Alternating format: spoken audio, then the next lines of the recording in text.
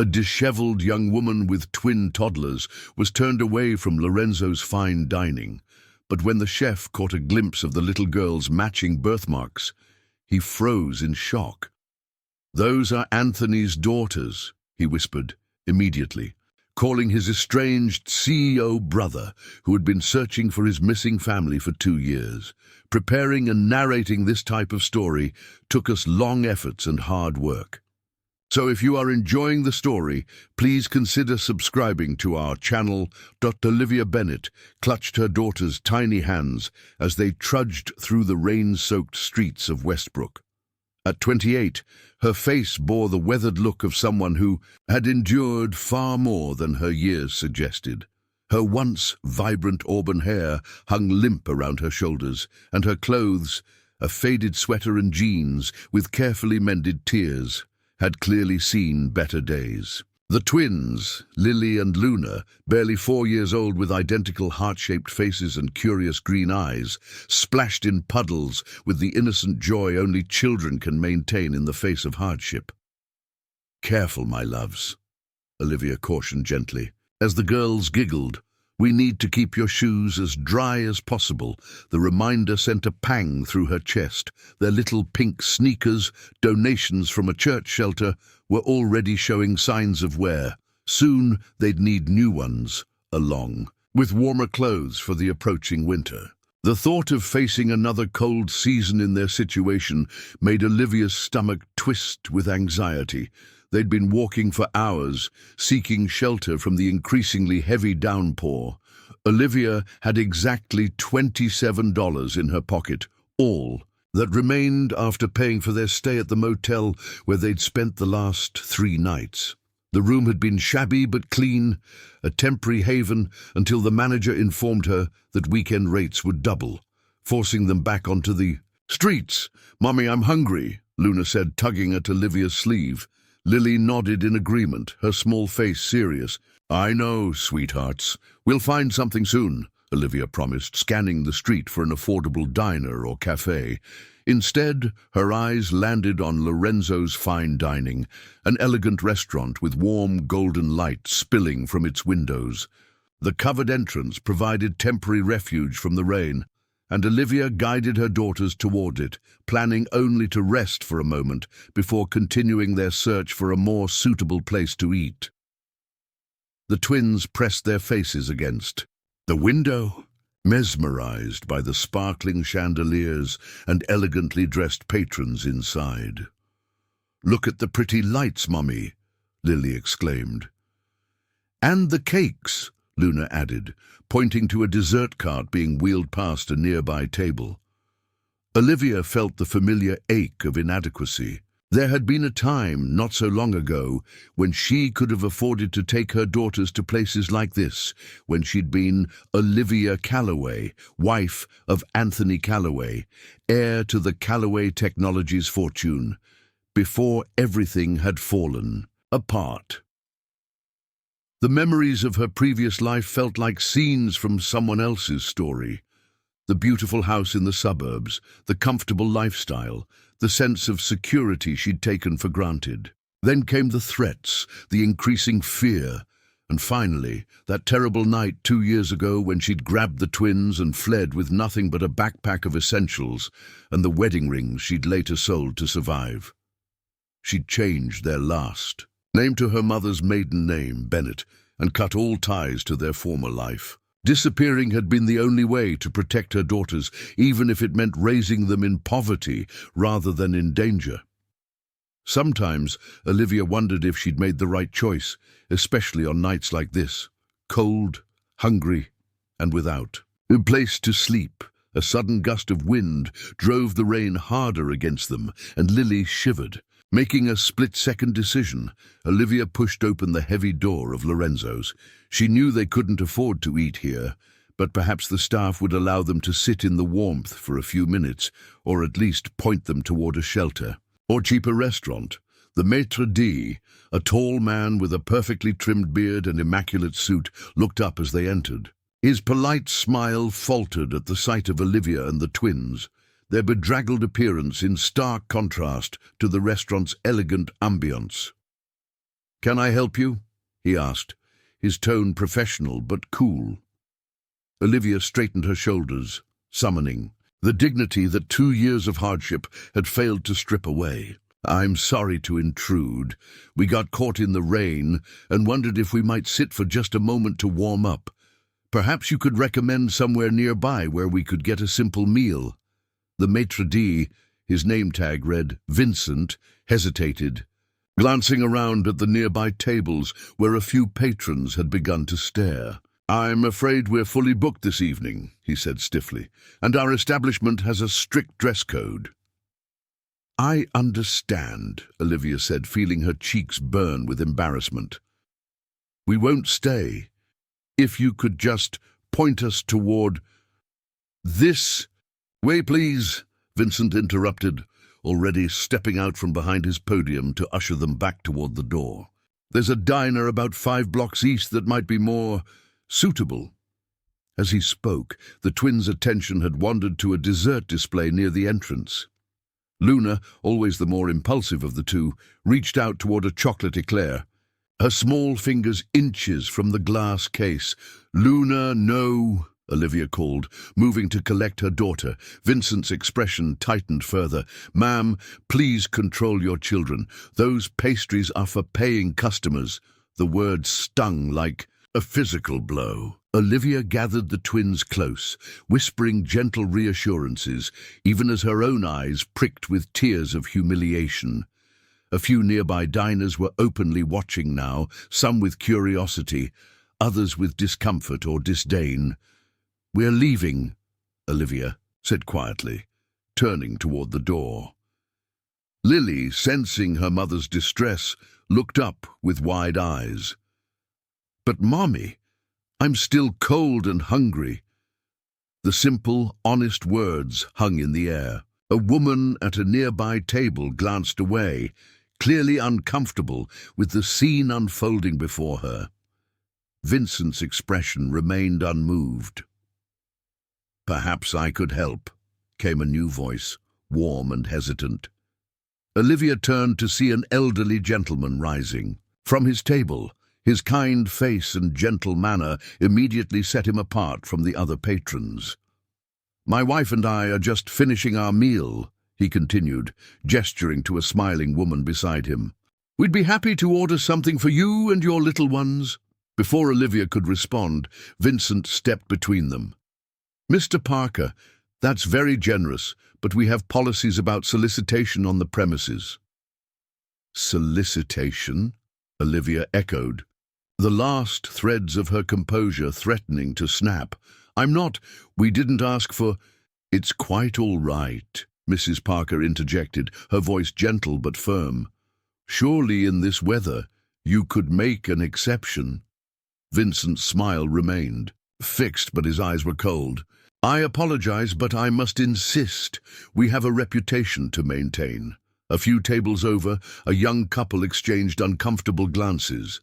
The woman whispered something to her partner, who nodded and signaled for their check. The atmosphere in the restaurant had shifted, weighted with tension and unspoken judgment. "Then perhaps we'll take our business elsewhere as well," Mr. Parker said, reaching for his coat. Vincent's professional veneer cracked slightly. "Sir, please, there's no need." "I think there is," Mrs. Parker replied, already gathering her belongings. Olivia felt simultaneously grateful for their kindness and mortified at being the cause of disruption. "Please," she said to the Parkers, "don't leave on our account. We'll go." She turned again toward the exit, daughters in tow, when a commotion from the kitchen doors caught everyone's attention. A man in a white chef's coat emerged, wiping his hands on a towel. He was in his mid-30s, with broad shoulders and dark hair streaked with premature silver at the temples. "What's going on out here, Vincent?" he asked, his voice carrying the unmistakable authority of someone in charge. "I can hear the commotion from the kitchen." "Nothing to concern yourself with, Chef Marco," Vincent replied quickly. "Just a small misunderstanding with some visitors who were just leaving." Chef Marco turned, his gaze falling on Olivia and the twins, For a moment he simply stared, his expression unreadable. Then his eyes widened, focusing intently on the little girls. Specifically, on the small crescent-shaped birthmarks visible on each of their right wrists, identical marks that Olivia usually kept covered with their sweaters, a precaution born of fear. The chef's face drained of color. He took one step, forward, then another as if drawn by an invisible force. When he spoke, his voice was barely above a whisper. Those birthmarks, the Calloway crescent. His eyes darted to Olivia's face, searching, disbelieving. "You're Anthony's wife, and these are my nieces." The restaurant fell silent. Olivia felt as though the floor had disappeared beneath her feet. After 2 years of careful anonymity, of looking over her shoulder at every turn, of creating new identities and erasing their past, in one horrible moment, it had all unraveled. "I don't know what you're talking about," she managed, backing toward the door, pulling the twins closer. "You're mistaking us for someone else." But Chef Marco was already reaching for his phone, his hands trembling slightly. "Anthony has been searching for you for 2 years, he said, his voice thick with emotion. "My brother thought you were dead." Olivia's heart hammered against her ribs as panic seized her. "Please don't," she whispered, eyes darting toward the exit. "You don't understand what you're doing." Chef Marco hesitated, his finger hovering over the phone screen. Something in her expression, raw terror rather than guilt, made him pause. "Mommy, who is that man?" Lily asked, sensing the tension and pressing closer to Olivia's side. Luna, always more outspoken, stared up at Marco with curious eyes. "You look like the man in Mommy's special box," she declared innocently. Marco knelt, to the twins' eye level, maintaining a careful distance that somehow made Olivia trust him a fraction more. "My name is Marco Calloway," he said gently. "I think I might be your uncle." Vincent cleared his throat uncomfortably. "Chef, perhaps this conversation should happen somewhere more private." For once, Olivia agreed with the maitre d'. The other. Diners were watching with undisguised interest, and a few had phones out, potentially recording. If word got back to the wrong people... "My office," Marco decided, rising. "Vincent, please bring hot chocolate for the girls and something substantial to eat." His tone left no room for argument. He turned to Olivia. "Just to talk, if you want. To leave afterward, I won't stop you." Olivia weighed her options. She could run. She'd done it before. But the twins were tired and hungry, and the storm outside had intensified. And if Marco truly was Anthony's brother, perhaps he could answer questions that had haunted her for 2 years. 5 minutes. She agreed reluctantly. "And we stay together." Marco nodded, leading them through the restaurant toward a hallway at the back. Olivia felt every stare burning into her back, heard the whispers that followed them. The twins, oblivious to the significance of what was happening, seemed excited by the adventure of it all. The chef's office was small but comfortable, a desk cluttered with cookbooks and invoices, a worn leather sofa, and walls decorated with framed reviews and photographs. Olivia's gaze immediately locked on one photo, a younger Marco with his arm around a man who, despite different coloring and build, was unmistakably his brother. Anthony's face, smiling and carefree, sent a wave of memories crashing over her. "Please, sit," Marco said, gesturing to the sofa.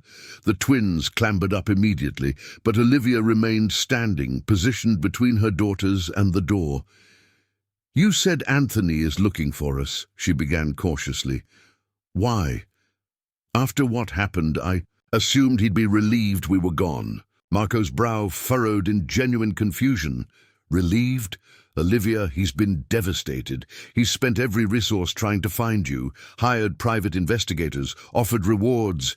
He's never stopped searching." A knock at the door interrupted them. Vincent entered with a tray, bearing 2 mugs of hot chocolate topped with whipped cream and a plate of pasta and chicken tenders. The twins' eyes widened with delight. "May we, Mommy?" Lily asked, always the one to seek permission. The sight of her daughter's hopeful faces broke something in Olivia. When was the last time she'd been able to give them a proper meal? Yes, sweethearts. Careful, it's hot. As the girls began eating with the focused intensity of children who'd known hunger, Olivia turned back to Marco. I don't understand. After the threats, after what his father said. What threats? Marco interrupted, leaning forward. And what did Robert say to you? The genuine bewilderment in his expression gave Olivia pause. Slowly, keeping her voice low so the twins wouldn't overhear, she began explaining.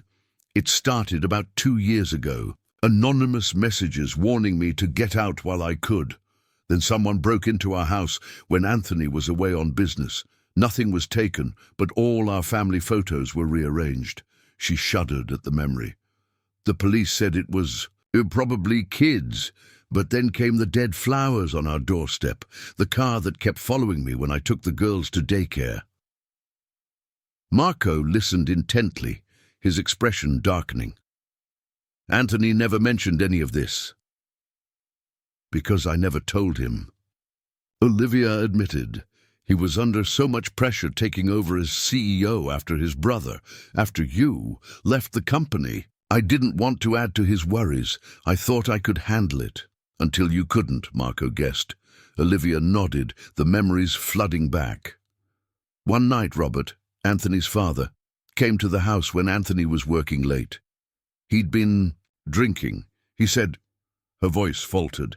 He said I was a liability, that I'd never fit into their world, that I was holding Anthony back, that there were people at Callaway Technologies who would do anything to protect the company's interests, and I should take the girls and disappear if I wanted to keep them safe.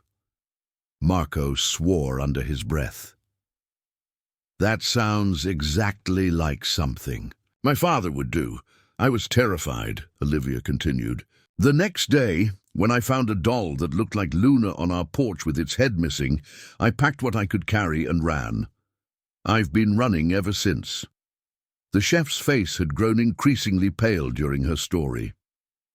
Olivia, he said gently, I don't think Anthony knows any of this. The story that circulated was that you'd left him, taken the children and disappeared. There were even rumors you'd planned it for months, emptied accounts. What? Olivia exclaimed, forgetting to keep her voice down. The twins looked up momentarily before returning to their food. I left with nothing but our emergency cash. I even left my wedding ring behind because I was afraid it could be traced. Marco ran a hand through his hair, his chef's composure momentarily abandoned. This explains so much. The rift between Anthony and our father, why Anthony threw himself into restructuring the company's security division. He didn't replace me, Olivia asked, unable to keep the vulnerability from her voice. Marco's expression softened. No, there's been no one. He's focused entirely on finding you and the girls, and on completely overhauling the company culture my father created. He hesitated before adding, Robert had a stroke last year. He's in a care facility now, no longer involved with Callaway Technologies. Olivia sank onto the edge of the sofa, overwhelmed. For 2 years, she'd believed she was protecting her daughters by keeping them away from the Callaway name. She'd worked minimum-wage jobs under the table, moved from city to city, lived in shelters when money ran out. All the while believing Anthony had chosen his family's empire over his own family. I need to call him, Marco said quietly. He deserves to know you're alive and safe. Fear flickered across Olivia's face, but if someone at the company was behind the threats, the company is entirely different now, Marco assured her. Anthony's first act as CEO was to clean house. Anyone loyal to our father's methods was let go. He implemented ethics training, anonymous reporting systems. Callaway Technologies has become a model for corporate responsibility. Pride colored his voice. It's why I finally agreed to cater their events again, despite swearing I'd never be associated with the family business. Luna, having finished her chicken tenders, climbed into Olivia's lap. Mommy, can we have more hot chocolate? The man makes it yummy. The simple request grounded Olivia back in the present moment. Regardless of what had happened, what mistakes might have been made, her priority remained her daughter's well-being. "Chef Marco needs to make an important call first, sweetheart," she said, smoothing Luna's curls. "Then we'll see." Marco stood, phone in hand. "I'd like to call Anthony now, if that's all right. You can stay right here. Put it on speaker if you want to hear everything." Olivia nodded, not trusting her voice. As Marco dialed, she gathered both twins close, breathing in their familiar scent, thinking of all they'd endured together. Whatever happened next would change their lives irrevocably. The phone rang 3 times before a deep voice answered. "Marco, everything okay with the fundraiser prep?" The sound of Anthony's voice, unchanged after 2 years, hit Olivia like a physical blow. Memories cascaded through her mind, their first meeting at the community college where she'd been working toward a teaching degree, his laughter when she'd admitted she had no idea who the Callaways were, the look in his eyes when she'd told him she was pregnant with twins. "Anthony," Marco said, his voice thick with emotion, "you need to come to the restaurant right now." "What's wrong?" Concern sharpened Anthony's tone. "Is it Dad? Did something happen?" Marco glanced at Olivia, asking silent permission. When she gave a small nod, he continued, "I found them, Anthony. Olivia and the girls. They're here in my office." The silence that followed seemed to stretch into eternity. When Anthony finally spoke, his voice cracked with disbelief. Is she?" He couldn't seem to form a complete sentence. "They're safe," Marco assured him. "The girls are beautiful, Anthony. They have the Callaway birthmark, just like we did. And Olivia," he looked at her, eyes full of compassion, "she has quite a story to tell you, one I think you need to hear in person." Another pause, then the sound of movement, a door closing. "I'm on my way. 20 minutes, maybe 15, if traffic cooperates. Please don't let them leave." "It's Olivia's choice," Marco said firmly, honoring his earlier promise. "But I think she'll stay." After the call ended, Marco gave Olivia and the twins some privacy, stepping outside to instruct the kitchen staff. Olivia sat frozen, emotions warring within her. Fear, hope, uncertainty, and beneath it all a stubborn ember of love that 2 years of hardship had failed to extinguish. Luna yawned widely, the excitement and full stomach making her drowsy. "Mommy, is Daddy coming?" she asked sleepily. The innocent question pierced Olivia's heart. The twins had been barely 2 when they left, too young to fully remember Anthony, though she'd kept his memory alive through carefully edited stories and the few photos she'd managed to save. "Yes, sweetheart," she answered, her voice trembling. "I think Daddy is finally coming." The 20 minutes that followed stretched like an eternity for Olivia. Marco had brought the twins more hot chocolate and a coloring book he kept for his own nieces and nephews from his sister's side. Lily and Luna, exhausted from their day of wandering but revived by food and warmth, contentedly scribbled with crayons, occasionally showing their mother masterpieces of purple suns and green cats. Olivia paced the small office, running her fingers through her tangled hair, painfully aware of her disheveled appearance. 2 years ago, she had been Olivia Callaway, always polished and put together, even if she'd never quite mastered the effortless elegance of born socialites. Now she wore faded jeans with a stain on the knee from when Luna had spilled juice that morning, and a sweater that had been washed so many times it had lost its shape. What would Anthony think when he saw her? Would he even recognize the woman he had married in the person she had become? "Mommy, do you think Daddy will like my drawing?" Lily asked, holding up a colorful scribble that might have been a house or possibly a boat. "I'm sure he'll love it, sweetheart," Olivia replied, her voice catching. She knelt beside her daughters, straightening their clothes as best she could, smoothing their auburn curls that matched her own. "Remember how I told you that Daddy had to stay behind to take care of some important things? Well, He's finally done with that work, and he's coming to see us. Luna looked up, crayon paused mid-stroke. Are we going home now? To a real house? The innocent question squeezed Olivia's heart. Home. Such a simple concept that had become so complicated. We'll see, my love. First, let's just talk with Daddy. A soft knock at the door made Olivia's heart leap to her throat. Marco entered, his expression gentle. Anthony just arrived. He's very emotional. I thought I should warn you. Olivia nodded, not trusting herself to speak. She moved to stand protectively near the twins, her body instinctively positioning itself between her daughters and the door. Should I bring him in, or would you prefer to meet somewhere more private? Marco asked. The restaurant is closed now. We could use the main dining room. Here is fine, Olivia managed. Better to have this reunion in a small, contained space, where she could gauge Anthony's reaction without an audience. Marco nodded and disappeared, leaving the door slightly ajar. Olivia heard murmured voices, then footsteps approaching. She held her breath. Anthony Calloway appeared in the doorway, and the sight of him stole what little composure Olivia had mustered. He looked both exactly the same and completely different. The same strong jaw and thoughtful grey eyes.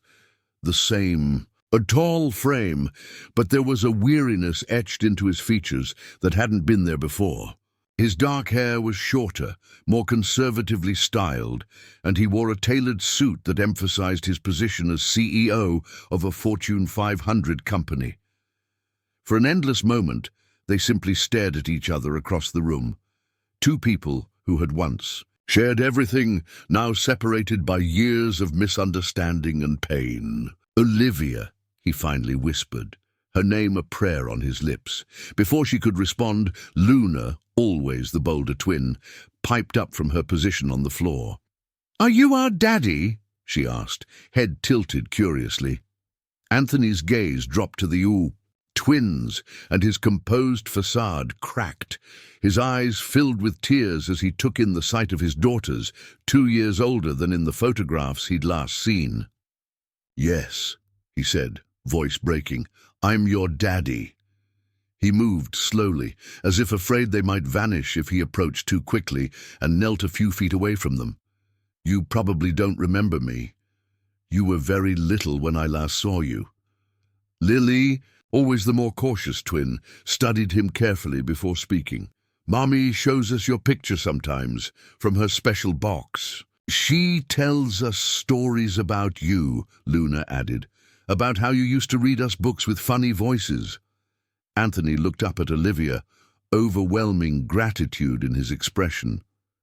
You kept me alive for them, he said softly, the simple acknowledgement that, despite everything, she had ensured his daughters knew who he was, seemed to open a floodgate. Anthony covered his face with his hands, shoulders shaking with silent sobs. The twins looked to their mother, uncertain how to respond to this unfamiliar display of adult emotion. Olivia found herself moving forward, kneeling beside her daughters. It's okay, she told them gently. Daddy is just very happy to see you. Sometimes grown-ups cry when they're happy too. Luna, impulsive as always, stood and walked to Anthony. With the straightforward compassion only a child could offer, she patted his arm. Don't cry, Daddy. We're okay. Mommy takes good care of us. Anthony looked up, meeting Olivia's gaze over their daughter's head. The raw emotion in his eyes, love, grief, regret, mirrored what she felt in her own heart. She always did, he agreed softly. Lily, not to be outdone by her sister, cautiously approached as well, offering Anthony her drawing. I made this for you, she said shyly. Anthony accepted it with the reverence of receiving a priceless treasure. It's beautiful, he said, studying the colorful scribbles. Is this a rocket ship? Lily giggled, warming to him immediately. No, silly, it's our family. That's you, that's Mommy, and that's me and Luna. The best drawing I've ever seen, Anthony declared, his voice steadier now. He looked at Olivia again, 1,000 unspoken questions in his eyes. Marco had quietly slipped back into the room, bringing a tray with coffee and more snacks. "I thought I might take the girls to see the kitchen," he suggested. "Show them how we make those chocolate fountains they were admiring earlier, if that's okay with both of you." Olivia hesitated, her protective instincts warring with the need to speak with Anthony alone. After a moment, she nodded. "Stay with Uncle Marco," she instructed the twins. "Listen to what he says, and don't touch anything unless he tells you it's okay." "There's ice cream involved," Marco promised with a wink, earning enthusiastic cheers from the girls. As he led them out, he closed the door softly behind him, leaving Olivia and Anthony truly alone for the first time in 2 years.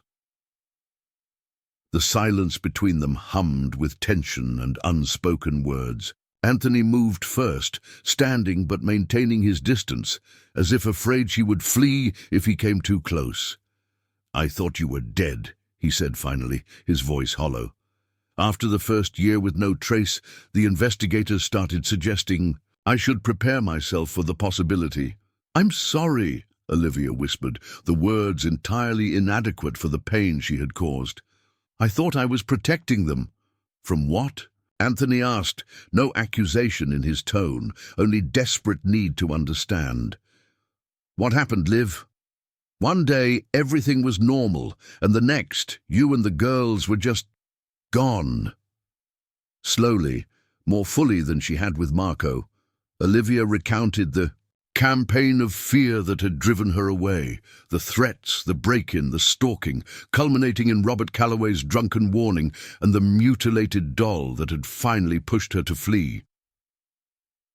As she spoke, Anthony's expression transformed from confusion to horror to cold fury, especially at the mention of his father's involvement. "He told me you left because you were unhappy," Anthony said, his voice tight with controlled rage.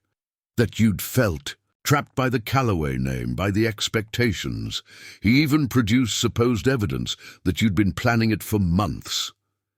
He ran a hand through his hair, agitation evident in every movement. "I never fully believed it. It didn't align with the woman I knew, but I couldn't understand why else you would disappear so completely." "I was terrified," Olivia admitted. "I convinced myself that the company, your family legacy, would always come first, that whoever was threatening us had your father's implicit approval." "God, Liv," Anthony's voice broke again. "If I had known—" "But you didn't," she interrupted gently. "Because I didn't tell you. I should have trusted you, but I was so scared for the girls." Anthony moved closer, cautiously, like approaching a wounded animal. "Where have you been all this time? How have you survived?" The question brought a flush of shame to Olivia's cheeks. "Everywhere, nowhere. Shelters when we had to. Motel rooms when I could afford them. I worked whatever jobs I could find that paid cash and didn't ask questions. Waitressing, cleaning houses, stocking shelves at night. We never stayed in one place too long." The reality of what she was describing, the desperate poverty his wife and children had endured while he lived in luxury, seemed to physically pain Anthony. He closed his eyes briefly, composing himself. "I've been searching for you every day for 2 years, he said finally. "There's a team of private investigators still actively looking. I've kept your photos on my desk, talked about you and the girls in interviews, so your faces would stay in the public eye." His voice dropped to a whisper. "I never stopped looking, never stopped hoping." Olivia's throat tightened with emotion. The Anthony standing before her matched the man she had fallen in love with, dedicated, persistent, loyal to his core, not the monster she had allowed herself to imagine in her darkest moments of doubt. "I saw your picture in newspapers sometimes," she admitted quietly. "When we passed through cities with business sections in their libraries, you were always announcing some new initiative or charity. I told myself you had moved on." Anthony shook his head, taking another cautious step toward her. "How could I move on? You weren't just my wife, Liv. You were my partner, my conscience, my home. His voice dropped to a whisper.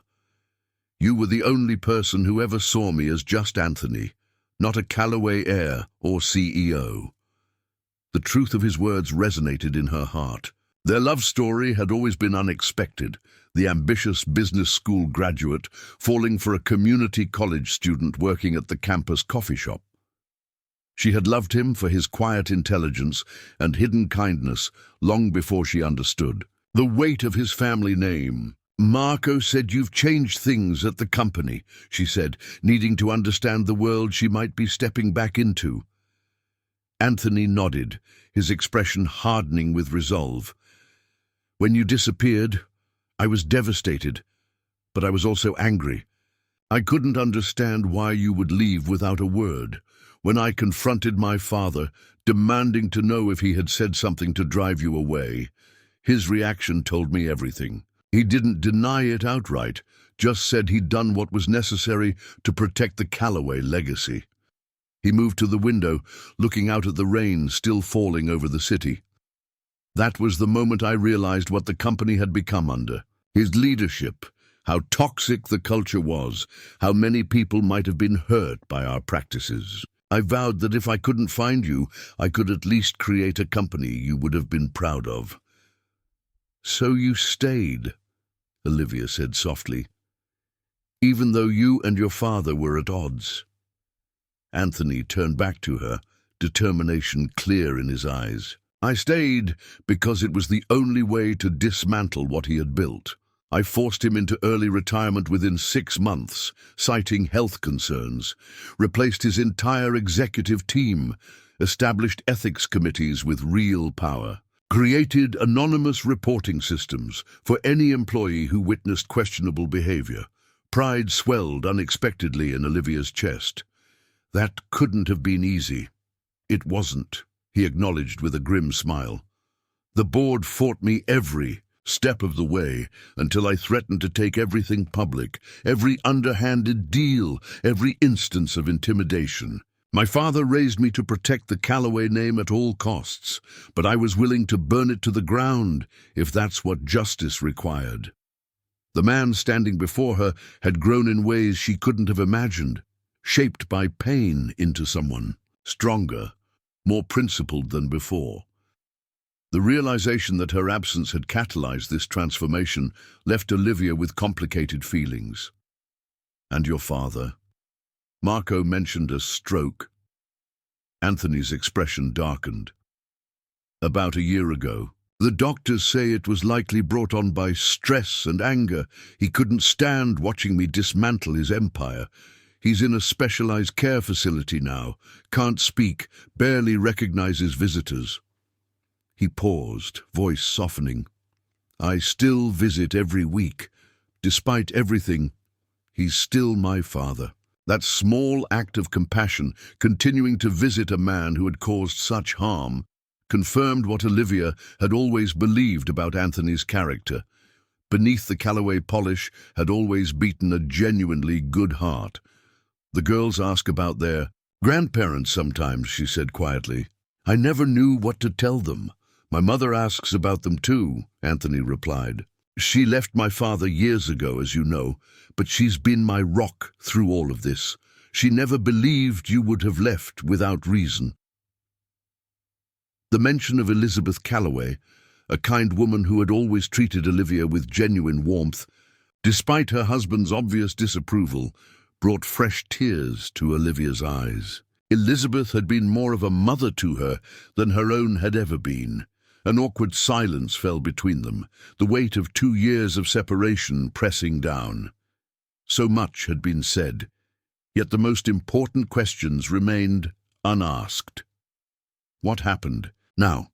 Could they simply pick up the pieces of their shattered life? Did they even want to? Anthony finally broke the silence, his voice hesitant. "Liv, I know this is overwhelming. Finding each other again after everything that's happened, it doesn't erase the pain or the time lost." He ran a hand through his hair, a familiar gesture of nervousness that made Olivia's heart ache with recognition. "I'm not expecting us to just go back to how things were. That wouldn't be fair to you or the girls. "What are you expecting?" Olivia asked softly. "Nothing," he answered simply. "I'm hoping, desperately hoping, that you'll give me a chance to be in your lives again, to be a father to Lily and Luna, and maybe, someday, to earn back your trust." He swallowed hard. "But whatever you decide, I want you to know that you'll never have to struggle again. I'll make sure you and the girls are taken care of, regardless of what happens between us." The offer was generous, more than generous, yet something in his careful phrasing made Olivia's heart sink. He was talking as if they would remain separated, as if their marriage was already a casualty of the past 2 years. "Is that what you want?" she asked, voice barely above a whisper. A co-parenting arrangement?" Anthony's eyes widened with surprise. "God, no, Liv. What I want is to wake up beside you every morning for the rest of my life.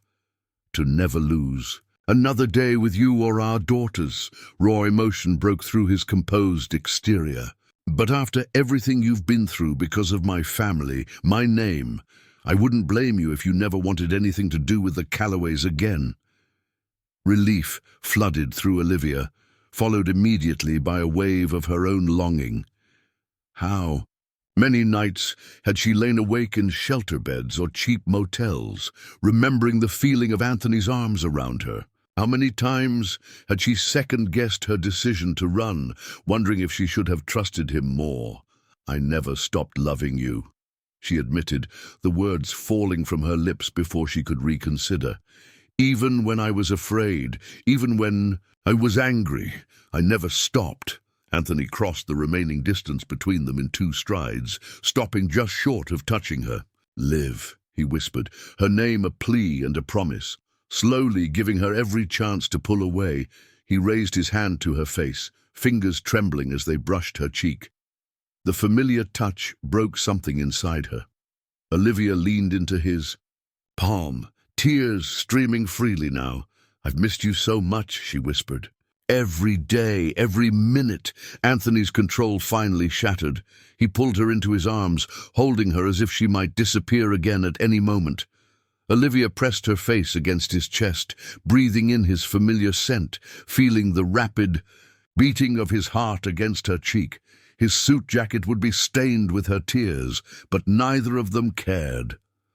"I'm so sorry," he murmured against her hair. "Sorry I didn't protect you. Sorry I didn't see what was happening. Sorry for every hardship you and our girls have endured." Olivia pulled back just enough to look into his eyes. "And I'm sorry I didn't trust you enough to tell you the truth. We both made mistakes, Anthony. But we're here now." The look that passed between them held the weight of their shared history, the joy and the pain, the love and the loss. Slowly, Anthony lowered his head, giving her time to decide. When their lips met, it was like coming home after the longest journey. Gentle at first, then deepening with the urgency of 2 years of separation. A small giggle from the doorway broke them apart. Luna stood there, chocolate smeared around her mouth, with Lily and Marco just behind her. "Mommy's kissing Daddy," she announced with the delighted scandal only a 4-year-old could muster. Anthony laughed, the sound warm and genuine. Without letting go of Olivia, he extended his other arm toward the twins. "Come here, you two. There's plenty of room for group hugs." The twins needed no further invitation. They raced across the room and flung themselves into their parents' embrace, creating a tangle of arms and giggles and tears. Anthony lifted both girls at once, his strength making it look effortless as they shrieked with delight. Olivia watched, her heart so full it felt like it might burst as he spun them around, their identical auburn curls flying. Marco observed from the doorway, his chef's stoicism momentarily abandoned as he discreetly wiped at his eyes. "I think my kitchen staff has destroyed any sense of discipline the girls might have had," he said with a chuckle. "They've been given a tour of every dessert station and possibly consumed their weight in chocolate samples." "Uncle Marco makes the best cake ever," Lily declared seriously. "He let us lick the spoon, and we got to wear chef hats." Luna added, bouncing in Anthony's arms. "Can we come back tomorrow and make pizza?" Anthony looked at his brother over the twins' heads, gratitude evident in his expression. "I think Uncle Marco has a restaurant to run, sweetheart, but I'm sure he'll invite us back sometime soon." "Any time," Marco confirmed, his gaze moving between Anthony and Olivia. "Family is always welcome here." Family. The word resonated in Olivia's heart. For 2 years, her family had been just her and the twins, a tight unit forged in hardship. Now suddenly, it was expanding again. Anthony, Marco, Elizabeth, perhaps even the staff and security team at the Calloway estate who had always treated her with kindness. "It's getting late," Anthony said gently, setting the twins down but keeping a hand on each of their shoulders, as if afraid they might vanish if he broke contact completely. The girls must be exhausted. It was true. Despite their sugar-induced energy, Olivia could see the telltale droop in their eyelids, the slight crankiness beginning to edge into Luna's voice. Ordinarily, this would be the time she'd be searching for a safe place for them to sleep, a shelter, a cheap motel, sometimes even a 24-hour diner where a sympathetic waitress might let them doze in a corner booth. The familiar anxiety began to rise in her chest. Where would they go tonight? The motel where they'd stayed before was now beyond her budget. Would Anthony offer to put them up somewhere? Would he expect them to go home with him immediately? Was she ready for that? Anthony seemed to read the uncertainty in her expression. "I have a suggestion," he said carefully. "The Westbrook Hotel is just down the street. I'm on their board of directors. I could arrange a suite for tonight for all of us, or separate rooms if you prefer. No pressure, just a safe, comfortable place where you and the girls can rest while we figure things out." The thoughtfulness of the offer, giving her options, respecting her boundaries, brought fresh tears to Olivia's eyes. This was the Anthony she remembered, the man who had always treated her as an equal partner, never attempting to overwhelm her with his wealth or position. "A suite would be nice," she said softly. "The girls aren't used to sleeping without me." Nearby, relief washed over Anthony's face. "I'll make the call, and tomorrow we can talk more, make plans, take things one step at a time." As Anthony stepped aside to arrange the hotel, Marco approached Olivia. "I have something for you," he said, handing her a business card. "My personal number. If you need anything at all, you call me. Chef's orders." Olivia took the card, touched by the gesture. "Thank you. Not just for this, but for everything tonight." "If you hadn't recognized the girls," Marco shook his head. "The Calloway Crescent," he said, gesturing to the distinctive birthmarks on the twins' wrists. "All the Calloway children have it. Anthony, me, our sister Diana. I knew the moment I saw them." He hesitated, then added quietly, "I left the company 5 years ago because I couldn't stomach what it was becoming under our father. Anthony and we weren't close for a while after that, but what he's done since taking over, the changes he's made, I'm proud to call him my brother again." "He said you cater events for Calloway Technologies now," Olivia recalled. Marco nodded. "Their annual charity gala is next week, in fact. First time I've agreed to handle the full event." A slight smile crossed his face. "Perhaps you'll be there." The thought of attending a Calloway function, of returning to the society world she'd fled, sent a flutter of anxiety through Olivia's stomach, yet she found herself nodding. "Perhaps." Anthony returned, slipping his phone into his pocket. "All set. The Westbrook has a suite ready for us whenever we're ready to go. I've also asked them to arrange for some essentials, toiletries, a change of clothes for everyone." He glanced at Olivia apologetically. "I hope that's okay." I took a guess at sizes. The consideration behind his actions, thinking of practical needs without making her ask, warmed Olivia's heart. It was so different from the controlling behavior she'd feared from the Calloway world. "That's perfect," she assured him. "Thank you." The rain had finally stopped when they stepped outside. Marco had called a car service, nothing ostentatious. Just a clean, comfortable SUV with a car seat for each twin. As they prepared to leave, he embraced his brother, then surprised Olivia with a gentle hug. "Welcome back to the family," he whispered. "We've missed you." The short drive to the Westbrook hotel was filled with the twins' excited chatter. Everything was an adventure to them. The leather seats of the car, the tall buildings lit up against the night sky, the promise of a princess hotel, as Luna had immediately dubbed it upon hearing their destination. Olivia sat beside Anthony, acutely aware of the small space between them on the seat. His hand rested palm up between them, an invitation she found herself accepting, her fingers intertwining with his. Such a simple gesture, yet it felt monumental after years of isolation. The Westbrook lived up to its five-star reputation.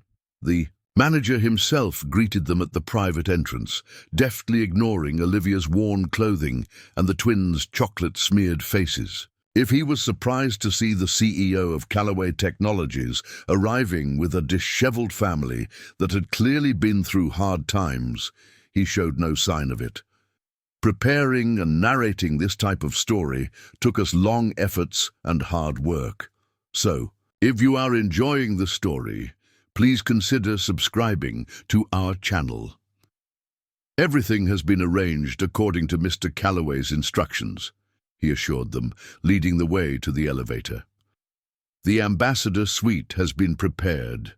Chef has sent up a light meal, and our boutique has delivered a selection of clothing items for tomorrow. The suite took Olivia's breath away, not because of its luxury, though that was evident in every detail, but because of the thoughtful preparations that had clearly been made in the short time since Anthony's call.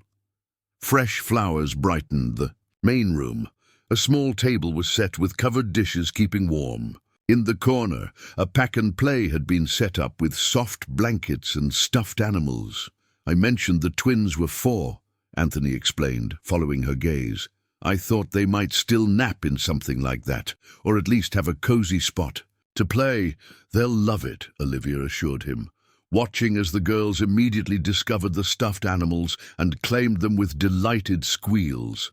As the manager discreetly withdrew, Olivia took in the full extent of the suite. Beyond the main living area, she could see 2 bedrooms. The master with its king-sized bed, and a smaller room where a roll-away bed had been added alongside the standard queen. Anthony followed her gaze, quick to clarify. "I thought the girls could take the second bedroom, and you could have the master. I'll sleep on the sofa out here." The unnecessary sacrifice, this man who could buy the entire hotel choosing to sleep on a couch, touched Olivia deeply. "Anthony," she said softly, "after everything, do you really think I want to sleep apart from you tonight?" His eyes widened slightly, hope and uncertainty warring in his expression. "I just didn't want to presume to rush you into anything." Olivia stepped closer, placing her hand gently on his chest, feeling his heartbeat quicken beneath her palm. 2 years is the opposite of rushing, don't you think? Before he could respond, Luna's voice interrupted them. "Mommy, I'm hungry again." Anthony laughed, the tension broken. "Perfect timing as always," he murmured to Olivia before turning to their daughter. "Well then, Princess Luna, shall we see what feast awaits us?" The simple meal that followed, soup, sandwiches, and fresh fruit, felt like the most precious family dinner of Olivia's life. The twins, despite their earlier sugar consumption at the restaurant, ate enthusiastically, peppering Anthony with questions between bites. Did he like dinosaurs? Could he do voices when reading bedtime stories? Did he know how to braid hair? Anthony answered each question with patient delight, soaking in every detail of the daughters he'd been separated from for so long. As the meal wound down, the twins' energy finally began to flag.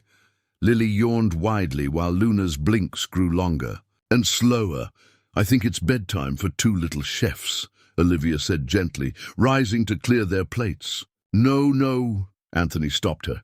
Let me handle this. Why don't you get them ready for bed? There should be pajamas in the items they sent up. The children's pajamas were better than anything the twins had worn in 2 years. Soft cotton printed, with colorful stars and moons. Olivia helped them change, marveling at how such a simple luxury could suddenly seem so precious.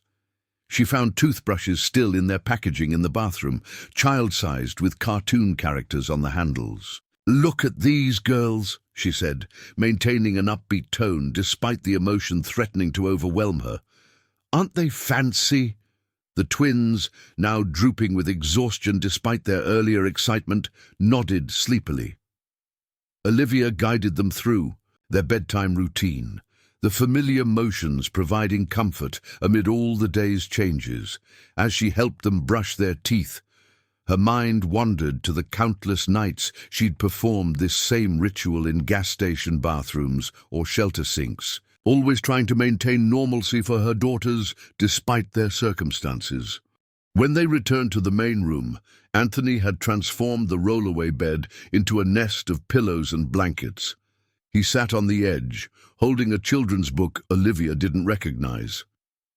"The concierge found this in the hotel gift shop," he explained, a touch of nervousness in his voice. "I thought maybe, if it's all right with you."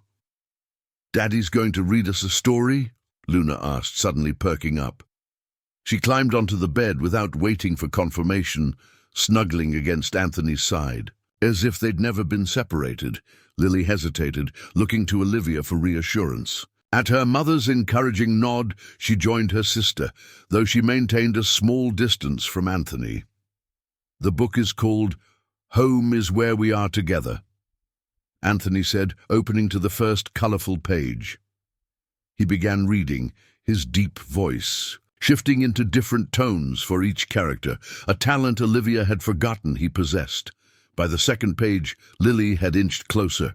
By the fifth, both twins were nestled against him, eyes wide as they followed the story of animals finding their way back to each other after a storm. Olivia leaned against the doorframe, watching the scene unfold. Something inside her that had been knotted tight for 2 years began to loosen. The fear that had been her constant companion, fear of being found, fear of poverty, fear for her daughter's safety, began to recede, replaced by a cautious hope. When Anthony finished the story, Luna was already asleep against his shoulder. Lily was fighting to keep her eyes open, determined not to miss anything. "Time for bed, sweetheart," Olivia whispered, moving to help transfer Luna to the bed. Anthony stood carefully, cradling Luna with practiced ease that belied their years apart. He laid her gently on the bed while Olivia helped Lily climb under the covers. "Will you be here when we wake up?" Lily asked Anthony, her small voice serious. He knelt beside the bed, meeting her gaze with equal seriousness. "Yes, Lily. I promise I'll be right here." "Every morning," she pressed, revealing the deeper fear that this reunion might be temporary. Anthony's voice caught as he answered, "Every morning that you want me to be, for the rest of forever." Satisfied with this answer, Lily finally surrendered to sleep, her eyelids fluttering closed. Anthony stood watching both girls for a long moment before Olivia gently touched his arm, drawing him away from the bedside. They left a small lamp on and the door ajar, another part of the routine Olivia had established to comfort the twins in unfamiliar sleeping places. Back in the main room, silence fell between them, heavy with unspoken emotions. "They're incredible," Anthony finally said, his voice low to avoid waking the girls. "So smart, so resilient. You've done an amazing job with them, Liv." "I tried," she whispered, suddenly overwhelmed by the weight of the past 2 years, the constant struggle, the sleepless nights worrying about money, the fear that had become her constant companion. "Every day, I just tried to give them some kind of normal childhood." "You gave them more than that," Anthony insisted, leading her to the sofa. "You gave them security in the midst of chaos, love in the face of hardship." He hesitated, then asked the question that had clearly been weighing on him. Were there times when you couldn't make ends meet, when you didn't have enough food or shelter? Olivia considered deflecting, protecting his feelings, but they had promised honesty. Yes, she admitted quietly. There were nights in shelters when they were full, and we slept in the car I had then. Times when I ate less so they could have more. Winters when we had to choose between heat and new shoes. She swallowed hard. But we survived. We always found a way. Anthony closed his eyes briefly, pain etched across his features. When he opened them again, there was resolve in his gaze. That will never happen again. Not ever. I know, Olivia said simply. She did know. Not because of his wealth or position, but because she knew his character. The Anthony she had married would move heaven and earth to protect those he loved. Anthony reached for her hand, his touch tentative. There's something I need to ask you, and I want you to answer honestly, without worrying about my feelings. He took a deep breath. Are you coming back because you want to, or because you feel you have no choice? Because if it's the latter, if you're worried about security for the girls, I want you to know that I'll provide everything you need, regardless of whether we're together or not. The question pierced Olivia's heart with its vulnerability. This powerful man, CEO of a global corporation, was laying his deepest fear bare before her, that she might be returning to him out of necessity rather than love. Anthony, she said softly, turning to face him fully, for 2 years I've survived on my own. I've worked 3 jobs at once. I've learned to navigate the social services system, to find food banks and free clinics. If all I wanted was security, for the girls, there were easier paths than living in poverty. She squeezed his hand. I'm here because losing you was like losing a part of myself. Because not a day went by that I didn't miss you. Your laugh, your mind, your heart.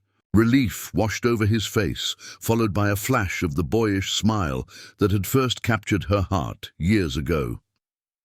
I was so afraid, he admitted. Afraid you'd come to resent me, resent my name and everything it represents.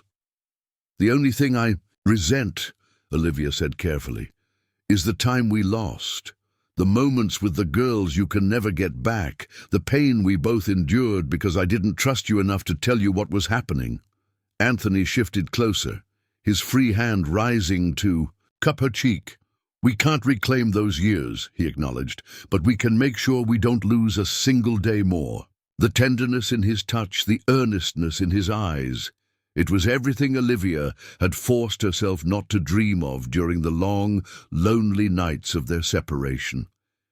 She leaned forward, closing the distance between them, her lips meeting, his in a kiss that felt like both a homecoming and a new beginning.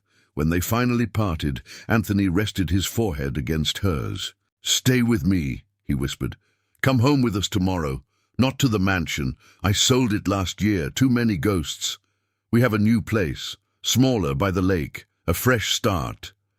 Yes, Olivia answered simply. The details could wait, where they would live, how they would explain their reunion to the world, the legal and practical matters of reclaiming her identity as Olivia Calloway. For tonight, all that mattered was that they had found their way back to each other against impossible odds. Morning sunlight filtered through the suite's curtains, casting a warm glow across the king-size bed where Olivia awoke with a momentary disorientation. The plush mattress and silky sheets were so foreign after years of thin motel mattresses that it took her a few seconds to remember where she was. The events of the previous day came rushing back, Marco recognizing the twins, Anthony's arrival, the emotional reunion that had changed everything in a matter of hours. She turned to find Anthony already awake beside her, watching her with wonder, in his eyes as if afraid she might disappear if he blinked. You're really here, he whispered, reaching out to brush a strand of hair from her face. Olivia leaned into his touch. I'm really here, she confirmed, her voice still husky with sleep. They had talked for hours the night before, filling in the gaps of their time apart, sharing both painful memories and moments of unexpected grace they'd each experienced. Anthony had shown her photos on his phone of the lake house he'd mentioned, a beautiful but modest home with a wraparound porch and a yard perfect for children to play in. So different from the imposing Callaway mansion with its formal gardens. And security gates. What time is it? Olivia asked, suddenly aware of the unusual silence. Normally the twins would have been awake and chattering by now. Anthony glanced at his watch. Just past 8. The girls are still asleep. They had quite a day yesterday. As if summoned by their conversation, the patter of small feet announced the twins' arrival seconds before they burst through the bedroom door. "Mommy, Daddy!" Luna exclaimed, launching herself onto the bed with her customary enthusiasm. Lily followed more sedately, though her smile was just as bright. "Good morning, sleepyheads," Anthony greeted them, his face lighting up as Luna burrowed between him and Olivia. "Did you dream about chocolate fountains and chef hats?" "I dreamed we had a dog," Luna announced, "a big fluffy one that could play fetch." "Really?" Anthony asked, exchanging a meaningful glance with Olivia over the girls' heads. "What a coincidence. There happens to be a big fluffy dog at our lake house who's been very lonely without any children to play with." The twins' eyes widened comically. "You have a dog?" Lily asked, her usual reserve forgotten in her excitement. "His name is Buddy," Anthony confirmed. "He's a golden retriever who loves swimming in the lake and chasing tennis balls. Can we meet him?" Luna demanded, bouncing on the bed. "Today, please!" Olivia laughed, the sound light and genuine. "I think that could be arranged. But first, breakfast and perhaps some new clothes." She gestured to the hotel-provided pajamas the twins still wore. Anthony reached for his phone. "I took the liberty of asking the hotel to have some options sent up. They should be here soon, and room service is ready whenever we call." The breakfast that arrived exceeded anything the twins had seen in their young memories. Fluffy pancakes shaped like animals, fresh fruit arranged in rainbow patterns, hot chocolate topped with whipped cream and sprinkles. They ate with delighted enthusiasm, getting syrup in their hair and chocolate on their cheeks. Olivia watched them, a bittersweet happiness filling her heart. They deserved this. Not the extravagance necessarily, but the security, the joy, the presence of both parents at the breakfast table. She had done her best during their years on the run, but there had been too many meals of cheap cereal or peanut butter sandwiches. Too many mornings when she'd had to rush them to childcare centers so she could work another double shift. "Penny, for your thoughts?" Anthony asked softly, reaching for her hand under the table. "Just thinking about how resilient they are," she replied.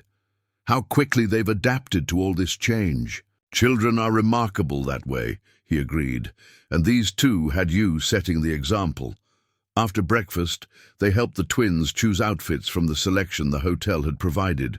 The clothes were simple but high quality: jeans, colorful, t-shirts, light sweaters, and sturdy shoes, perfect for exploring a lakeside property. For Olivia, there was a similar casual selection that somehow perfectly matched her personal style from before, making her wonder if Anthony had specified exactly what to send.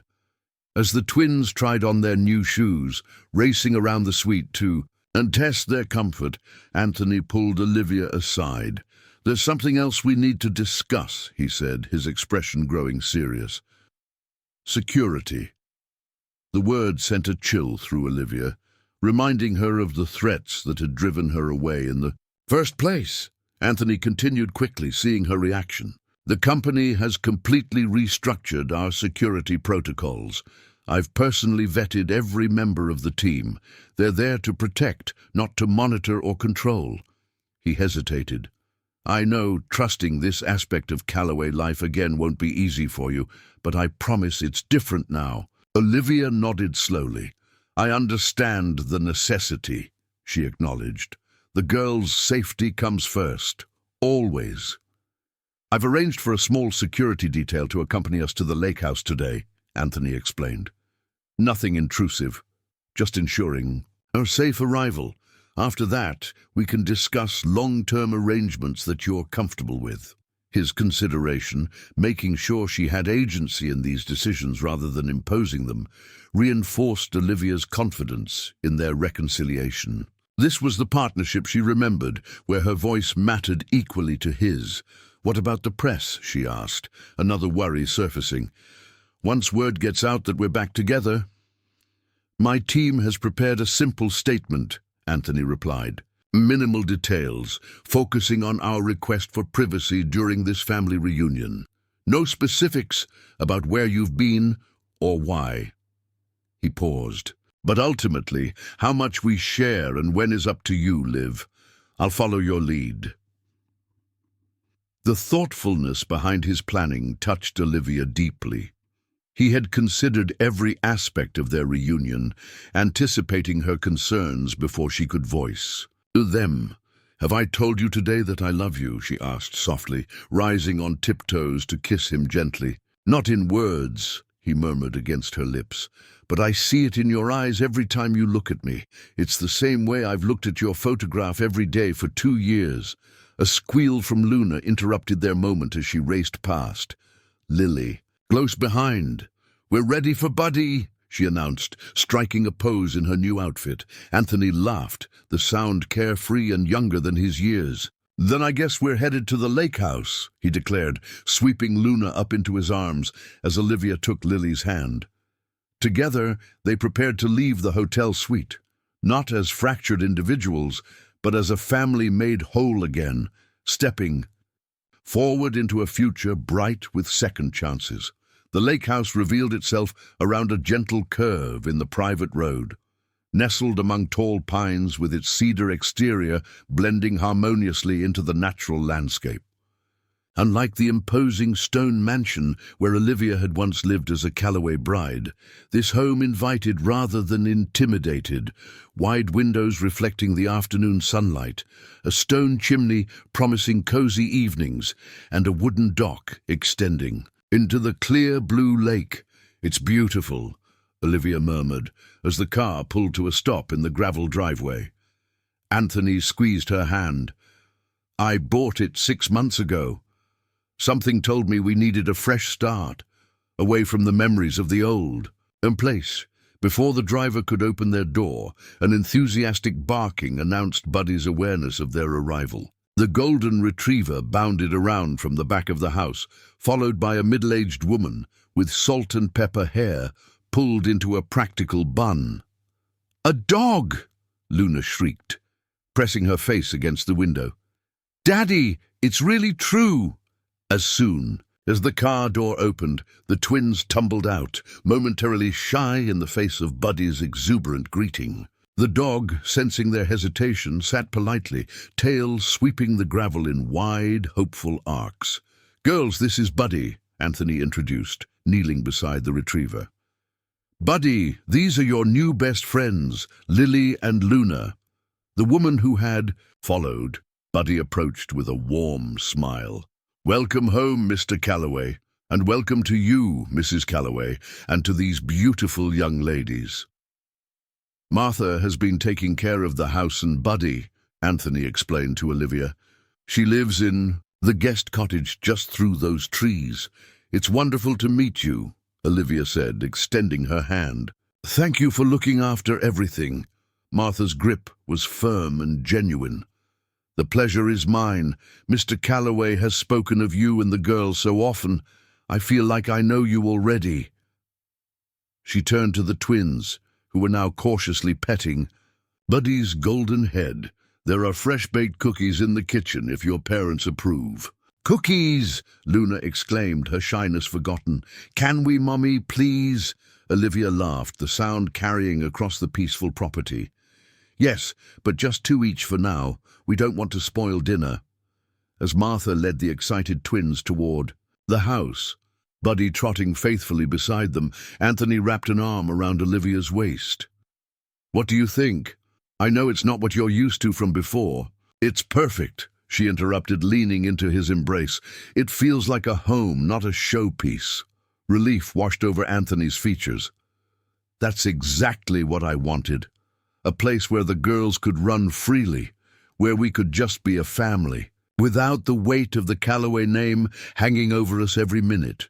They followed the sound of childish laughter into the house, where the interior proved just as inviting as the exterior. Open spaces filled with comfortable furniture, walls painted in warm neutrals, and large windows framing views of the lake and forest. Family photographs adorned the walls, and Olivia's heart caught when she noticed several of her and the twins from before their disappearance. "I never took them down," Anthony said quietly, following her gaze. "Not even when the investigators suggested I should move on. They were my reminder of what I was searching for." In the kitchen, Martha was already becoming a fast favorite with the twins. She had lifted Lily onto a counter stool so she could reach the cookies better, while Luna chatted animatedly about their ride from the hotel and the promise of swimming in the lake. "Martha knows everything about our situation," Anthony murmured for Olivia's ears only. "She's been my confidant through much of the search for you. Former military, actually. She can be trusted completely." The simple statement answered several of Olivia's unspoken questions about security and privacy.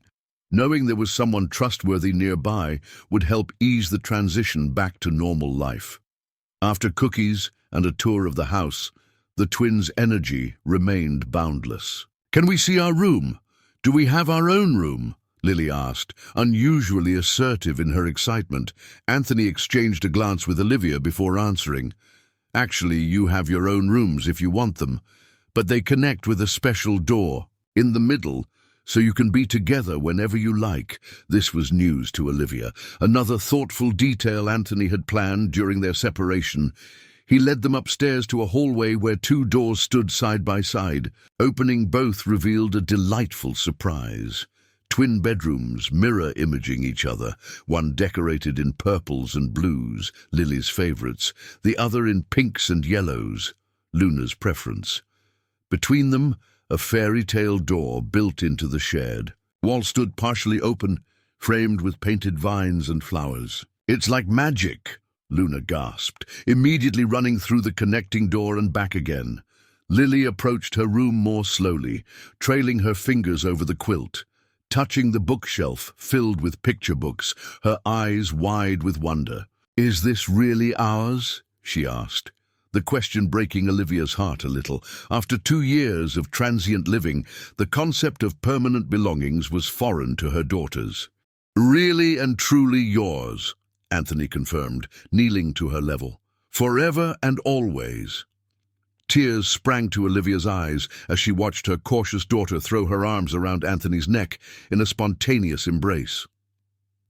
Luna quickly joined the hug, creating a tangle of limbs and giggles that pulled Olivia in as well. "I think they approve," Anthony whispered against her hair, his own voice thick with emotion. The rest of the afternoon passed in a blur of simple joys, exploring the property, watching the twins delight in throwing tennis balls for Buddy, sharing a casual dinner on the porch as the sun began its descent toward the horizon. Martha had stocked the refrigerator with all the essentials and prepared a lasagna that could be easily heated, ensuring their first evening would be relaxed and stress-free. As twilight settled over the lake, Anthony built a small fire in the fire pit near the shore. The twins, bathed and in pajamas, but too excited for sleep, toasted marshmallows under Olivia's careful supervision while Anthony disappeared briefly into the house. He returned carrying a small wooden box, his expression a mixture of nervousness and hope. "I have something for you," he said quietly to Olivia as he sat beside her on the wooden bench. Opening the box revealed her wedding ring, the one she had left behind the night she fled, believing it could be traced. The diamond caught the firelight, sending prisms of color dancing across her palm. "You kept it," she whispered, emotion constricting her throat. "It was never meant for anyone else," Anthony replied simply. "Just as my heart has never belonged to anyone but you." Olivia slipped the ring onto her finger, where it fit as perfectly as it had the day he first placed it there. The familiar weight of it felt right. a tangible symbol of all they had lost and found again. As the stars appeared one by one in the darkening sky, reflected in the still waters of the lake, Olivia watched her daughters chase fireflies with their father, their laughter carrying across the property. In that moment, she knew with absolute certainty that they had all finally come home. 1 week melted into the next as the Calloway family settled into their new rhythm at the lake house. For Olivia, each day brought a fresh reminder of how dramatically their circumstances had changed. Simple luxuries she had once taken for granted, hot showers that didn't run cold after 5 minutes, a refrigerator consistently stocked with fresh food, the security of knowing where they would sleep each night, now felt like extraordinary blessings. The twins bloomed in the stability of their new environment. Luna, always the more outgoing of the pair, had claimed the entire property as her kingdom, racing from dock to garden to forest edge with Buddy faithfully at her heels. Lily, more contemplative by nature, had developed a special bond with Martha, often helping the housekeeper tend to the small vegetable garden behind the guest cottage. Anthony had taken a temporary leave from his CEO duties, working remotely when necessary, but dedicating most of his time to rebuilding their family connections. Olivia often found him sitting cross-legged on the floor with the girls, constructing elaborate block towers or patiently teaching them to play simple card games. Each night, he read them bedtime stories, never rushing, answering every question with thoughtful consideration. "You're so good with them," Olivia remarked one evening as they sat on the porch swing, watching the sunset paint the lake in shades of gold and crimson. "It's as if you've been here all along." Anthony's expression turned wistful. "I've had a lot of time to think about what kind of father I wanted to be if I found you." He took her hand, running his thumb over her wedding ring. "My own father was always so distant, so focused on the company. I promised myself I'd be different." On this particular morning, Olivia stood at the kitchen window, coffee mug warming her hands, watching Anthony teach the twins how to cast fishing lines from the dock. Luna's exuberant attempts sent her line tangling in the nearby reeds, while Lily's more careful casts actually managed to reach the deeper water. Their laughter carried across the still morning air, accompanied by Buddy's occasional excited bark. The peaceful domestic scene contrasted sharply with her memories of mornings just weeks ago, hurrying the girls through breakfast at a shelter, calculating if she had enough money for bus fare to her housekeeping job, constantly looking over her shoulder for signs of danger. The sound of tires on gravel interrupted her reverie. Security had alerted them earlier that Marco would be visiting today, but he wasn't expected until afternoon. Curious, Olivia stepped onto the front porch just as a sleek black sedan pulled to a stop. The woman who emerged was instantly recognizable despite the 2 years that had passed. Elizabeth Calloway, Anthony's mother, elegant as ever in linen, pants and a light cashmere sweater, her silver-streaked dark hair swept into a simple knot. She paused when she saw Olivia, one hand rising to her heart. "Olivia!" she breathed, the single word carrying years of emotion. "My dear girl." Before Olivia could respond, Elizabeth had crossed the distance between them, pulling her into a fierce embrace that belied her delicate appearance. "I've prayed for this day," she whispered against Olivia's hair, "every single day since you disappeared." Tears pricked at Olivia's eyes as she returned the embrace. Of all the Calloway family, Elizabeth had been the only one who had truly welcomed her from the beginning, the only one who had treated her as a daughter rather than an interloper marrying above her station. "I'm sorry," Olivia managed, pulling back to meet the older woman's gaze. "I never wanted to hurt you or Anthony." Elizabeth shook her head firmly. "No apologies needed. Marco told me everything." Her expression hardened momentarily. "What, Robert? Did the threats, using your love for your children to drive you away? It's unforgivable. I only wish you had felt you could come to me. I didn't know who to trust." Olivia admitted. "Everything happened so fast, and I was so frightened for the girls." "Well, you're home now," Elizabeth stated with finality, as if closing the book. On that chapter of their lives, her face brightened as she glanced toward the lake. "And speaking of the girls, my granddaughters have grown so much." The twins had noticed the visitors' arrival and were now racing up from the dock, Anthony following at a more measured pace. Luna reached them first, skidding to a halt at the unfamiliar woman, suddenly shy despite her usual boldness. "Girls," Olivia said gently, "this is your grandmother Elizabeth."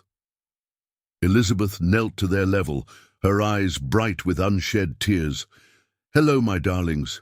The last time I saw you, you were just little babies learning to walk." Lily surprisingly stepped forward first. "Your daddy's mommy?" she asked, her head tilted thoughtfully. "That's right," Elizabeth confirmed with a warm smile. "Do you like cookies?" "Martha makes the best cookies," Luna contributed, apparently deciding that anyone's worthiness could be determined by their stance on baked goods. Elizabeth laughed, the sound light and genuine. "I love cookies, and I happen to have brought some special ones from my favorite bakery." She gestured toward a gift bag sitting beside her purse. "They're shaped like stars and moons, just like your names." This offering cemented Elizabeth firmly in the twins' good graces.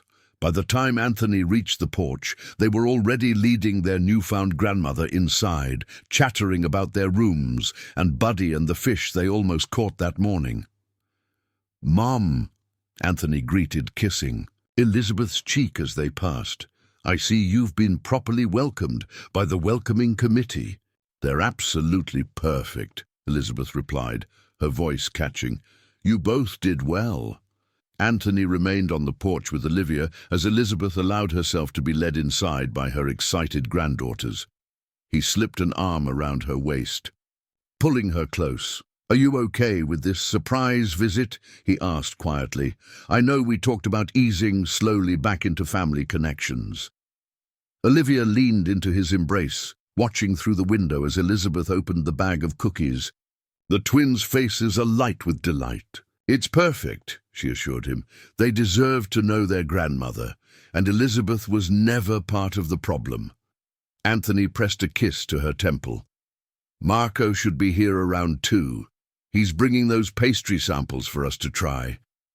The casual mention of party planning still felt surreal to Olivia. In just 3 weeks, they would be hosting a small gathering to renew their vows, a symbolic fresh start witnessed by those closest to them. Marco had insisted on handling all the food, promising a menu that would rival his restaurant's finest offerings. The day of the vow renewal arrived under a perfect blue sky, the lake reflecting the surrounding pines like a mirror. Marco had arrived, at dawn, transforming the spacious lakeside lawn into an intimate celebration space, with white wooden chairs arranged in a semicircle facing the water and tables adorned with wildflowers gathered from the property. Olivia stood at the bedroom window, watching the final preparations below. Unlike their original wedding, an elaborate affair at the Calloway estate with hundreds of guests, many of whom she'd never met, today would be simple, meaningful, attended only by those who truly cared about their family. A soft knock at the door announced Elizabeth's arrival. She entered carrying a flat white box tied with a silver ribbon. "How are you feeling, dear?" she asked, setting the box on the bed. "Peaceful," Olivia answered honestly. "Like everything has finally found its proper place." Elizabeth smiled, opening the box to reveal a knee-length dress in soft ivory, its simple lines and delicate lace overlay, elegant without being ostentatious. "I thought you might like something special for today." The seamstress worked from the measurements Martha helped. "Me smuggled from your closet." Olivia touched the fabric reverently. After years of thrift store finds and discount store necessities, the beautiful garment represented more than just a dress. It symbolized her complete return to the life she'd been forced to abandon. "It's perfect," she whispered. "Thank you." With Elizabeth's help, she slipped into the dress, which fit as if made for her body alone. As Elizabeth fastened the small pearl buttons that ran down the back, she spoke softly. "I want you to know something, Olivia. Even during the darkest days after you disappeared, when everyone was spreading horrible rumors, I never believed you would leave Anthony willingly." Her fingers stilled momentarily. A mother knows when her child has found his perfect match. "And you, my dear, have always been Anthony's." Emotion tightened Olivia's throat. "I never wanted to leave," she managed. "It felt like cutting off my own arm. But the twins—" "You did what any mother would do to protect her children," Elizabeth interrupted firmly. "Never doubt that decision. The past is behind us now." A whirlwind of energy burst into the room, the twins in matching lavender dresses, their auburn curls tamed into elegant braids, intertwined with baby's breath flowers. "Mummy, you look like a princess," Luna declared, spinning in circles to make her own dress flare out. "Martha says it's almost time," Lily added, her natural reserve giving way to excitement. "Uncle Marco made chocolate fountains." Elizabeth laughed, straightening Luna's slightly crooked flower crown. "The chocolate fountains are for after the ceremony, sweetheart. First we get to watch Mommy and Daddy make their special promises to each other, and then we're a real family forever?" Luna asked, the innocent question revealing the lingering insecurity beneath her exuberant exterior. Olivia knelt, careful, of her dress, and gathered both girls close. "We've always been a real family, my loves. Today is just a celebration of that fact." The ceremony itself was everything their first wedding had not been. Intimate, personal, filled with genuine emotion, rather than societal expectation. Anthony waited at the lakeside, handsome in a light grey suit, his eyes never leaving Olivia as she walked toward him on Marco's arm. The twins preceded them, solemnly dropping flower petals from small baskets, occasionally stopping to place a particularly perfect petal with great deliberation. Only a dozen chairs were occupied. Elizabeth, Martha, Marco's wife, Sophia, a few trusted members of Anthony's executive team who had helped in the search for Olivia and the twins, and the private investigator whose dedication had never wavered, even when the trail went cold. The official part was brief, with Anthony and Olivia exchanging vows they had written themselves. Promises not of perfect happiness, but of unwavering support, honest communication, and the courage to face whatever challenges might come together rather than apart. 2 years ago, I believed I was protecting our family by leaving, Olivia said, her voice steady despite the tears shimmering in her eyes. Today, I promise to protect our family by staying, by trusting in your strength as I ask you to trust in mine, by facing fears together rather than alone. Anthony's voice roughened with emotion as he responded. When you disappeared, I thought my heart had been torn from my chest. Finding you and our daughters again has made me whole in ways I never thought possible. He squeezed her hands gently. I promise to be worthy of the trust you've placed in me, to create a life where fear has no place, where love and safety are never in question. As they sealed their vows with a kiss, cheers erupted from their small audience, with Luna's enthusiastic, "Yay, Mommy and Daddy!" rising above the rest. Buddy, wearing a bow-tie collar for the occasion, barked his approval from his position beside Martha. The celebration that followed was joyful yet relaxed. Marco's promised chocolate fountains drawing delighted gasps from the twins, Elizabeth and Martha forming an unlikely friendship over glasses of champagne, and Anthony never straying far from Olivia's side, as if afraid she might still somehow slip away. As sunset painted the sky in brilliant oranges and pinks, Anthony led Olivia to the dock, away from the gentle buzz of conversation. They stood together watching the twins chase fireflies on the lawn, their laughter carrying across the still evening air. "Happy?" Anthony asked simply, his arm around her waist. Olivia leaned against him, the solid warmth of his presence still sometimes surprising after so long without it. "Beyond happy," she replied. "Complete." From tragic misunderstanding to joyful reunion, their journey had come full circle. The road ahead would not always be smooth. There would be adjustments, healing, moments when the past cast its shadow. But they would face it together, a family made stronger by the breaking and mending of their bonds. As darkness fell fully, the lakeside glowed with soft lantern light. Marco raised his glass in a final toast that captured the essence of their story. To recognizing what truly matters, even when it seems lost, to second chances, to family. The twins, not fully understanding the significance of the words, but feeling the love that surrounded them, lifted their cups of lemonade with solemn importance. To family, they echoed in perfect unison, their small voices carrying the promise of all the days to come. 6 months later, Lorenzo's fine dining hummed with the exclusive energy of its annual charity night.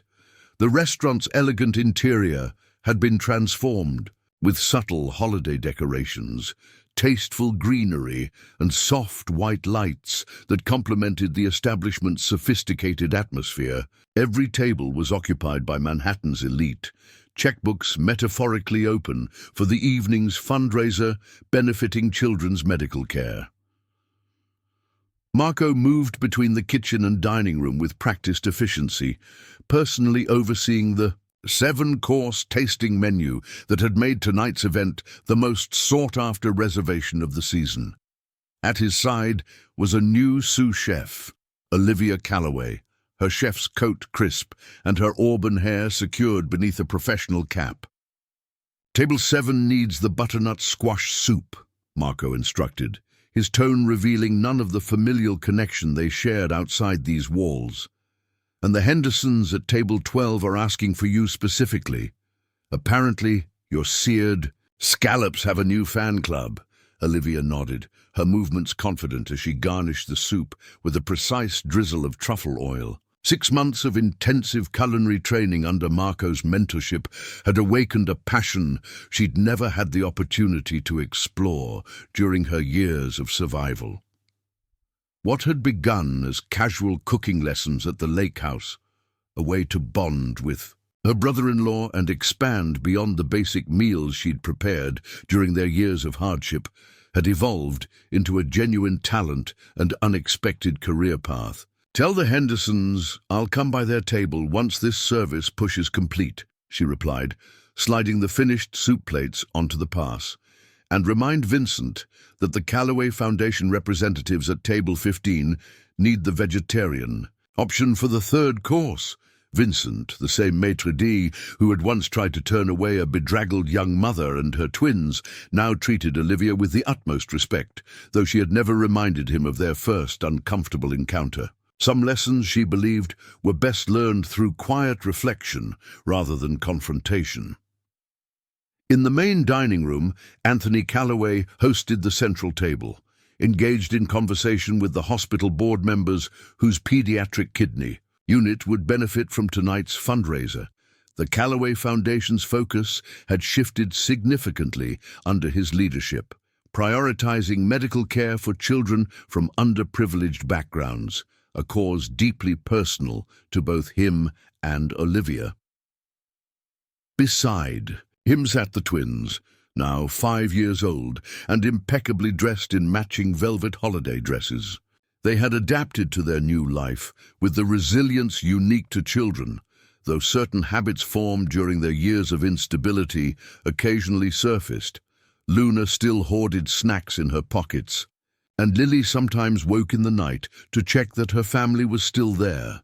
Elizabeth Calloway completed their table, beaming with grandmotherly pride as Luna regaled their guests with an elaborate story about Buddy's recent adventure chasing a squirrel into the lake. Under the table, Anthony's hand occasionally sought Olivia's empty chair, a subconscious gesture revealing how accustomed he had grown to her constant presence. Near the dessert service, Olivia finally emerged from the kitchen, her chef's coat exchanged for an elegant black dress that allowed her to transition from staff to hostess. She moved through the dining room with easy grace, stopping to greet on guests and accept compliments on the evening's menu before taking her place beside Anthony. "The soup was extraordinary," he murmured as she sat, his hand finding hers beneath the table. "Marco says you created the recipe yourself." Olivia smiled, the quiet pride in his voice warming her more than any formal accolade. "Just something I've been experimenting with. The twins helped me test several versions. I like the one with more cinnamon better," Luna contributed, her voice carrying slightly too loudly for the formal setting. Anthony laughed, gently lowering his daughter's volume with a subtle gesture they had developed. "Indoor voice, remember? But I agree. The cinnamon version was delicious too." As Marco's staff brought out the elaborate dessert course, an architectural marvel of chocolate and seasonal berries, a hush fell over the dining room. Vincent approached the center of the restaurant, microphone in hand, to announce the evening's fundraising total. "Ladies and gentlemen, thanks to your incredible generosity tonight, I am pleased to announce that we have raised over $500,000 for the Children's Kidney Research Center." Applause rippled through the room, but Vincent raised a hand to indicate he wasn't finished. "And I've just received word that the Callaway Foundation will be matching that amount, bringing our total to over $1 million. The applause redoubled, with several guests rising to their feet in appreciation. Anthony acknowledged the recognition with a modest nod, but his eyes remained fixed on Olivia, seeking her reaction to the surprise announcement. Her eyes shimmered with tears as she squeezed his hand. This money would help countless children receive the medical care they needed. Children like Lily and Luna might have been, had circumstances been different. The journey from begging outside this very restaurant to helping host its most prestigious charity event seemed almost impossible to comprehend. "Thank you," she whispered, the simple words carrying the weight of everything they had overcome together. As dessert concluded and guests began to mingle, Marco approached their table, his chef's coat impeccable despite the evening's work. "I'd say that was a success," he remarked, accepting a hug from each of his nieces. "More than a success," Anthony agreed, rising to embrace his brother. "None of this would have been possible without you, Marco, not just tonight, but everything." The brothers shared a look of understanding that transcended words, acknowledgement of how a chance recognition in a restaurant kitchen had restored a family, healed old wounds, and created ripples of positive change extending far beyond their immediate circle. 1 year later, on a crisp December evening, a modest neighborhood community center in Bushwick buzzed with activity.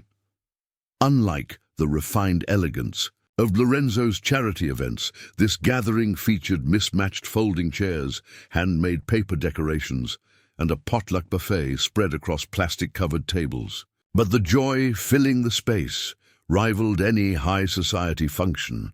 Olivia moved through the crowded room, greeting familiar faces with genuine warmth. Many were people she had met during her years of struggle: shelter volunteers, social workers, fellow mothers who had shared their limited resources during the hardest times. Tonight, they celebrated the official opening of the Callaway Family Resource Center, a place dedicated to supporting families in crisis. "Can you believe this used to be that abandoned laundromat?" whispered Lena, the shelter coordinator who had once given Olivia and the twins their first emergency cot when they had nowhere else to go. "You've created something miraculous here."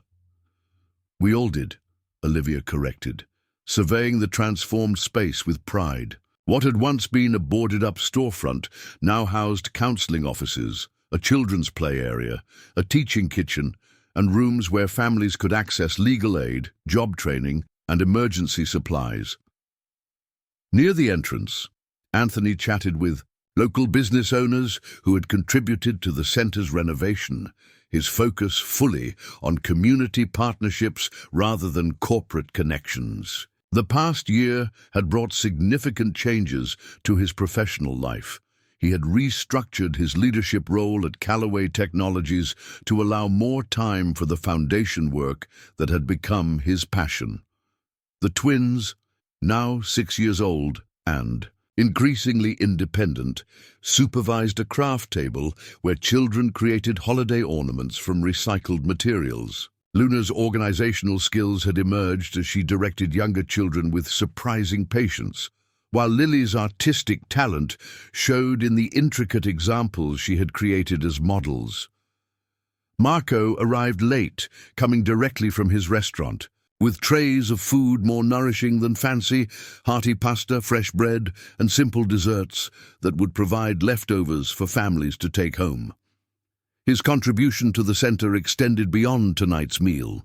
Twice weekly, he taught cooking classes focused on nutritious, budget-friendly recipes. "Sorry I'm late," he apologized, setting down the food. Thursday night rush was busier than expected. "You're right on time," Olivia assured him, helping. "Arrange the dishes. Elizabeth just texted that she's parking now." As if summoned by her name, Elizabeth Callaway entered, bringing not the designer attire one might expect from a woman of her social standing, but carrying bulging shopping bags from a discount store. "Winter clothing drive," she explained, slightly breathless as Anthony relieved her of the heaviest bags. "The department store manager is an old friend. He donated their entire overstock of children's coats and boots." The evening progressed with speeches kept mercifully brief, focusing instead on community connection. When Anthony did address the gathered crowd, his words were personal rather than professional. "2 years ago, my wife and daughters experienced firsthand how quickly security can vanish, how challenging it is to navigate systems designed to help, but often falling short," he acknowledged, his arm around Olivia's waist. "This center exists not because we want to impose solutions, but because we believe in creating space where those experiencing crisis can find practical support without judgment." Olivia stepped forward, her confidence in public speaking having grown through necessity as their foundation work expanded. "Every volunteer here, every service we offer, stems from actual needs we encountered during our most difficult days," she added. "And as the center evolves, we'll continue listening to this community rather than assuming we know best." Later, as volunteers cleaned up and families departed with care packages discreetly assembled by Martha, who had discovered a talent for social work in her semi-retirement, Olivia found herself standing in the center's small kitchen, momentarily, alone as she packed away leftover food. The contrast between her current reality and the desperate circumstances of 2 years ago struck her with sudden clarity. The journey from a hungry, frightened mother seeking shelter to her position now, secure, purposeful, able to create meaningful change, seemed almost miraculous. Anthony appeared in the doorway, reading her expression with the intuition born from their deepened connection. "What are you thinking?" he asked softly, joining her at the counter. "That life can change completely in an instant," she replied, leaning into his embrace. "Sometimes for worse, but sometimes, if you're very lucky, for better." Outside the kitchen window, snow began to fall, transforming the gritty Brooklyn streetscape into something softer, full of possibility. Tomorrow would bring new challenges, new families needing support, new opportunities to extend the unexpected grace that had transformed their own broken story into one of hope. But tonight, surrounded by the community they had found and fostered, the Callaways were exactly where they needed to be, no longer defined by loss or fear, but by the love that had found its way home against impossible odds. As the Callaway Family Resource Center celebrated its 2nd anniversary, a young woman, with twins of her own, stood hesitantly at the entrance, her worn coat and the protective way. She positioned herself between her children, and the world told a story Olivia recognized immediately. It was like looking into a mirror of her past. Can I help you? Olivia asked gently, approaching with a warmth that put the woman visibly at ease. I heard there might be help here, the woman whispered, eyes downcast. We just need somewhere safe tonight. Olivia nodded, no judgment in her expression. You've come to the right place. I'm Olivia. Rebecca, the woman replied, then gestured to her daughters. This is Amy and Anna. As Olivia guided the family inside, Anthony joined them, kneeling to greet the twin girls with the easy manner he'd perfected through years of fatherhood. Marco appeared moments later with hot chocolate, and Martha arrived with emergency supplies already prepared. Rebecca looked overwhelmed by the immediate response. Why are you all helping us like this? Olivia exchanged a meaningful glance with Anthony before answering. Because someone once recognized me and my daughters when we needed it most. Sometimes all it takes is one person to see you, truly see you, to change everything.